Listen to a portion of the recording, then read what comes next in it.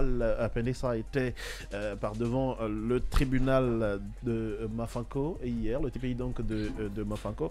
Il répond à ces accusations à lui portées donc à l'encontre. On parle de participation à une réunion non autorisée, menace de porter atteinte à l'ordre public, l'intégrité l'ordre public et à l'intégrité et à la dignité des individus par le biais donc d'un système informatique. C'est ce qu'on reproche donc au général Penessa, incarcéré, rappelons-le, depuis le 19 janvier 2024, le 19 janvier donc dernier, alors qu'il revenait du TPI de Dixine justement. Oui, on a appris également aussi cette mauvaise nouvelle quand, et en tout cas, des syndicalistes se font arrêtés donc par des hommes encagoulés, n'est-ce pas, interpellés comme si c'était des individus vulgaires ou c'était des bandits des grands chemins qui pouvaient, n'est-ce pas, cueillir à tout le monde. Voilà, se retourner contre des agents venus donc pour procéder à leur arrestation.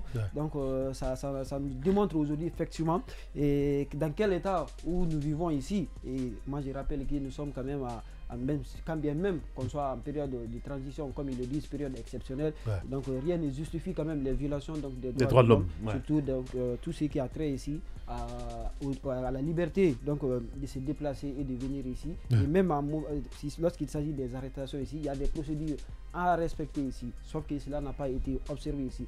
Donc hier, on dit qu'il a été présenté devant donc, le juge, le magistrat. Je ne sais pas même si c'était le magistrat instructeur ou bien si c'était le juge d'instruction. Le juge d'instruction. Alors que la procédure, on nous avait préalablement dit qu'il y avait une procédure de flagrance. Donc le dossier, dès son interpellation, le dossier a été orienté en flagrance délit, ce qui est tout à fait normal ici. Parce que c'est le parquet qui juge de l'orientation d'un dossier ici, quand il a des éléments concordants, donc pour dire que voilà, le dossier ne mérite pas d'être instruit, il va sans dire donc qu'il peut orienter directement la procédure en flagrance délit. Mais ça aussi, il y a les conditions à respecter ici. Soit le jour où vous êtes arrêté, on vous présente devant un juge audiencier qui vous juge donc ce qu'on avait séance tenante, il juge séance tenante, ou soit le lendemain on vous présente, mais en aucun cas ça ne doit dépasser donc les 72 heures. Ça veut dire que tous les éléments, toutes les preuves ont été réunies ici. Mais sauf que dans le cas du général Penessa ici, donc on a intenté, le dossier a été orienté en procédure donc de flagrance délit ici. Il n'a pas été présenté devant le juge qu'on appelle au temps opportun.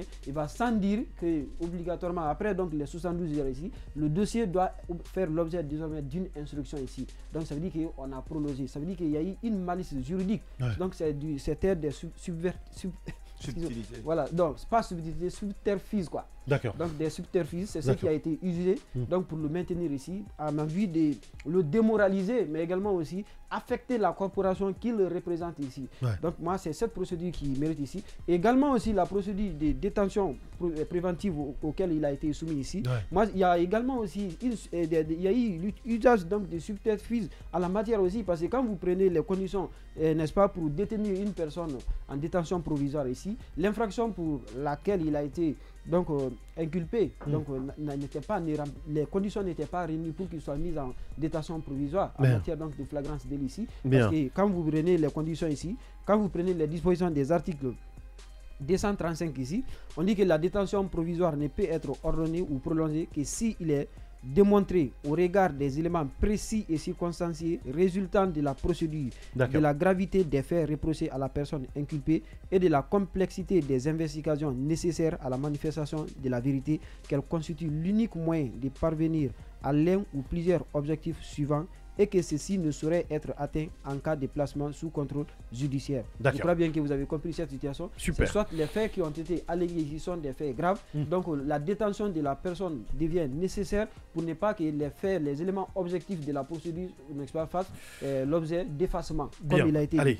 Donc, vas-y, pour voilà, finir. donc pour finir, que la procédure ici, les éléments n'étaient pas réunis, parce qu'il a été poursuivi pour attroupement illégal, donc une réunion délictueuse sur la voie publique ici, alors qu'aucunement il n'a fait l'objet d'interpellations en cours donc de cette réunion ici, et aussi à la matière, pour parler donc des réunions ou d'attroupement illégal sur la voie publique ici, la force publique qui est présente doit venir faire ce qu'on appelle des sommations.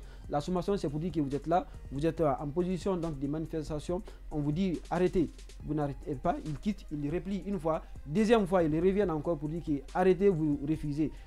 On dit qu'il peut dissiper, donc disperser c'est-à-dire les foules. Deuxièmement aussi, pour évoquer toujours la condition de sa détention ici, il faudrait obligatoirement que ces gens-là soient, n'est-ce pas, armés. Donc, c'est-à-dire que l'attroupement ici, il détient ce qu'on appelle des armes, soit des armes légères ou soit des armes, donc en tout cas qui peuvent permettre la commission des infractions. Donc, en l'espèce ici, aucun de ces éléments n'était réuni ici. Donc, on a utilisé des subterfuges pour trouver qu'il a porté atteinte à la dignité des personnes par l'utilisation d'un système informatique ici. C'était juste une politique pour le détenir en prison, le démoraliser, pour lui dire qu'aujourd'hui, non, il faut éteindre toutes les voies parce qu'il n'existe plus de voies. Je crois bien que c'est le seul membre aujourd'hui de la société civile ou soit des organisations et syndicales en République de Guinée qui tenaient tête quand même à cette junte militaire. En tout cas, on le voyait par devant les choses, tout simplement. Donc si les syndicalistes doivent se bouger aujourd'hui pour donc se faire attendre, parce que la seule voie discordante qui existe maintenant, la société civile, elle n'existe plus en Guinée. On ne peut compter que sur les syndicats. Je vais prendre l'avis des autres aussi. Pendant ce temps, procureur Simon Pierre, le syndicat exige donc sa libération dans les 72 heures. Justement, moi je veux déjà dire que c'est une procédure qui a été orientée dans le but de le maintenir en prison, parce qu'au tout début on avait eu à rappeler que les charges pour lesquelles il est poursuivi, l'on retiendrait que les éléments constitutifs n'y apparaissent pas, parce que la manifestation n'a pas été organisée sur une voie publique. On s'est retrouvé à la maison de la presse où il a tenu un discours et on est venu les séquestrer parce qu'il y avait d'autres qui étaient dehors et d'autres à l'intérieur, donc il n'y avait pas d'issue. C'est après, lui, au retour même, en revenant vers la maison, qu'il a été interpellé. Le lendemain, je veux dire. Alors qu'il revenait du tribunal de première instance. Parce que des journalistes, des confrères avaient été arrêtés, interpellés à la veille.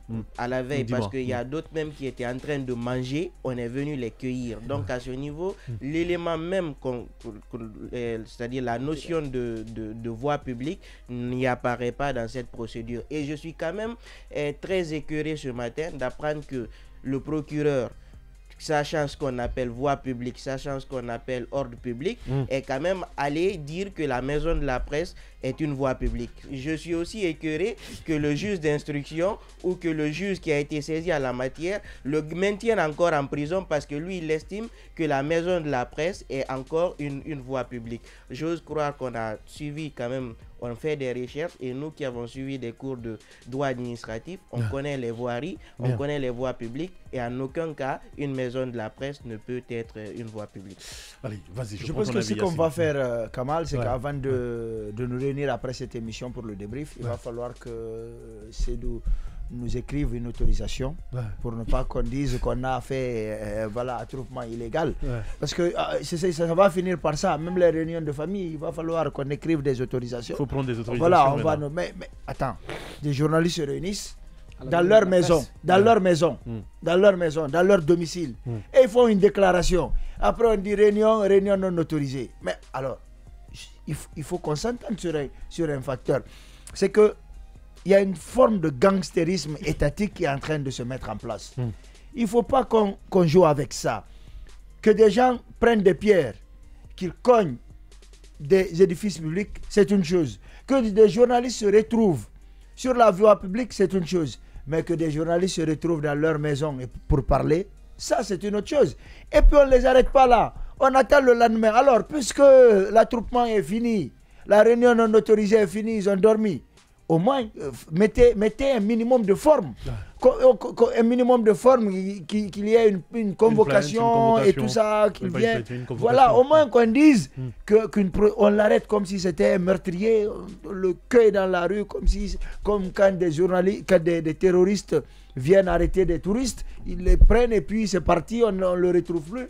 Après, on se demande, il a été arrêté, il a quitté, tel, il n'est pas arrivé. On se met à chercher dans toutes les gendarmeries, dans tous les commissariats. Finalement, on le retrouve comme si c'était un malpropre. Bien. Je trouve que ce n'est pas bon pour l'image. C'est pourquoi tout à l'heure, je me demandais dans quelle justice est-ce qu'on est.